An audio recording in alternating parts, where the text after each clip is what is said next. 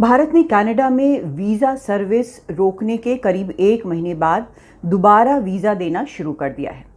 वहाँ पर जो हाई कमीशन है भारत का, उसने ये जानकारी दी है कि अब 4 कैटेगरीज़ में entry visa, medical visa, business visa और कॉन्फ्रेंस वीज़ा, इन पर काम शुरू किया जाएगा। और जो इमरजेंसी वीज़ा, जैसे इस सब के बीच भी हाई कमिश्नर की देखरेख में इमरजेंसी वीज़ा दिए जा रहे थे, वो वैसे ही चलेंगे। लेकिन अभी टूरिस्ट वीज़ा और ई वीज़ा, इनके सर्विसेज वापस बहाल नहीं किए गए हैं। ये सर्विसेज तब बंद हुए थे जब जस्टिन ट्रूडो, जो कि कनाडा के पीएम हैं, उन्होंने ये आरोप लगाया भारत पर कि खालिस्तानी हरदीप सिंह निज्जर की हत्या में, जो कि पिछले साल हुई थी, उसमें भारत का हाथ है। भारत कहता रहा कि आप सबूत दें, अगर आप सबूत देंगे तो हम इसको देखेंगे। लेकिन कनाडा ने बार बार ये कहा कि हमने जानकारी दी है। अभी भी वो यही कह रहा है। इस सब के बीच जब ये सारी चीज़ें हुई, भारत ने ये साफ कहा, हालांकि पहले भी कह रहा था और पहले भी कनाडा को आगाह किया था और उससे बार बार कहा था कि राजनयिक जो हैं वो खतरे में हैं, क्योंकि खालिस्तानी समर्थकों ने वहाँ पर पोस्टर्स लगा दिए थे राजनयिकों के नाम और तस्वीरों के साथ, और उन्हें साफ तौर पर खतरा था। लेकिन जब कनाडा ने इस तरह का आरोप लगाया तो ये लगा कि वो बहुत गंभीर नहीं है राजनयिकों की सुरक्षा को लेके। उसके बाद भारत ने वीज़ा सर्विस वहाँ पर बंद कर दिया, कहा कि हम सिक्योरिटी सिचुएशन जो है उसको रिव्यू करेंगे। और ये रिव्यू जो है अब हुआ है और 4 कैटेगरीज में वीज़ा देना फिर से शुरू हुआ है। और आपको याद होगा कि रविवार को विदेश मंत्री एस जयशंकर ने ये कहा था कि हम चाहते हैं कि वीज़ा सर्विसेज वापस हम बहाल करें, लेकिन ये सब कुछ सुरक्षा स्थिति पर निर्भर करती है और कनाडा को जितना सुरक्षा देना चाहिए वियना कन्वेंशन के मुताबिक वो नहीं दे रहा है। सीधा सीधा जिस तरह का आरोप कनाडा ने लगाया था कि भारत वियना कन्वेंशन के खिलाफ जा रहा है, भारत ने उसे खारिज करते हुए कहा था कि अगर 41 डिप्लोमैट्स को वापस बुलाने को कहा गया है कनाडा को, तो वो इसलिए क्योंकि वो भारत के जो आंतरिक मामले हैं उसमें हस्तक्षेप कर रहे थे। तब कनाडा ने यह आरोप लगाया था कि भारत जो है वियना कन्वेंशन के मुताबिक नहीं चल रहा है। लेकिन भारत ने इसे खारिज करते हुए साफ कहा था कि असल में राजनयिकों को सुरक्षा न देना ये वियना कन्वेंशन के खिलाफ है। भारत जो भी कर रहा है वो वियना कन्वेंशन के मुताबिक कर रहा है। तो अब ये 4 जो कैटेगरीज हैं वीज़ा की, वो बहाल हुई हैं। तो इससे फ़ायदा असल में किसको होना चाहिए?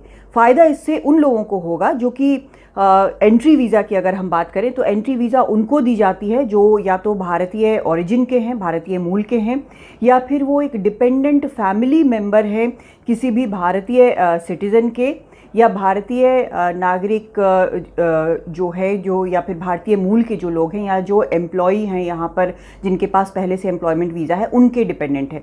तो ये एक कम से कम समस्या जो है, बड़ी समस्या, वो सुलझ जाएगी इससे, जो कि भारतीय मूल के लोग यहाँ पर आना चाहते हैं अलग अलग मौक़ों पर। दूसरा जो है वो बिज़नेस वीज़ा है, वो भी बड़ा साफ है कि वो उन विदेशी नागरिकों को दिया जाता है जो कि किसी बिज़नेस या व्यापार के पर्पज़ से भारत आना चाहते हैं, लेकिन कोई लेन देन या फिर जो छोटे मोटे बिज़नेस हैं उनको इससे अलग रखा गया है। कॉन्फ्रेंस वीज़ा जो दिया जा रहा है वो उसके लिए है कि कोई कॉन्फ्रेंस हो, सेमिनार हो या फिर वर्कशॉप हो जो कि एक सेंट्रल यूनिवर्सिटी का हो या भारतीय किसी मिनिस्ट्री का हो, तो इस तरह की चीज़ों के लिए भी अब कॉन्फ्रेंस वीज़ा शुरू कर दी गई है।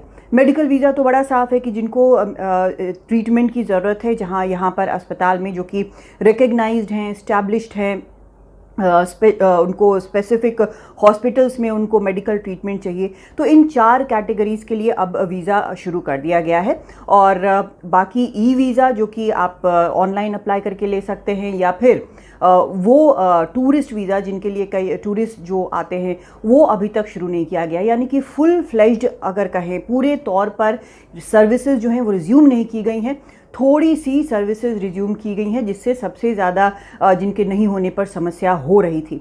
लेकिन क्या इसका मतलब ये है कि भारत और कनाडा के रिश्ते अब वापस पटरी पर आ गए हैं? ऐसा लगता नहीं है। ये जो बहाल किए गए हैं वीज़ा, वो इसलिए क्योंकि अधिकतर जिन लोगों को दिक्कत हो रही थी वो भारतीय मूल के लोग थे।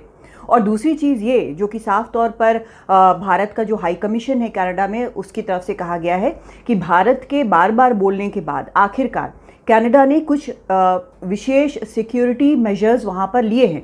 सुरक्षा भारतीय राजनयिकों की बढ़ाई गई है, उस पर ज़्यादा ध्यान दिया जा रहा है, तो थोड़ी सी स्थिति जो है वो बेहतर हुई है। बाकी जो चीज़ें हैं वो जस की तस वहाँ पर मौजूद हैं, क्योंकि वो आरोप से कनाडा पीछे नहीं हट रहा है कि भारत का हाथ है, लेकिन एविडेंस भी नहीं दे रहा है, सबूत वो अभी तक नहीं दे रहा है। तो वो समस्या जस की तस बनी हुई है। और अभी कुछ ही वक्त पहले जो 41 डिप्लोमैट हैं उनको उसने वापस बुलाया, क्योंकि भारत ने कहा था कि दोनों देशों की जो डिप्लोमैट्स एक दूसरे के कंट्री में हैं उनमें बराबरी होनी चाहिए नंबर्स में। और उसकी साफ वजह, जैसे मैंने बताया कि कहा था कि जो यहाँ पर बहुत ज़्यादा डिप्लोमैट्स हैं वो भारत के आंतरिक मामलों में इंटरफेयर कर रहे हैं। तो 41 डिप्लोमैट्स को कनाडा ने वापस बुलाया था। और कनाडा जो है वो ये कह रहा है कि उससे उसके कामकाज पर यहाँ पर असर पड़ेगा, क्योंकि यहाँ बड़ी संख्या में लोग कनाडा के वीज़ा के लिए, अलग अलग वीज़ास के लिए अप्लाई करते हैं।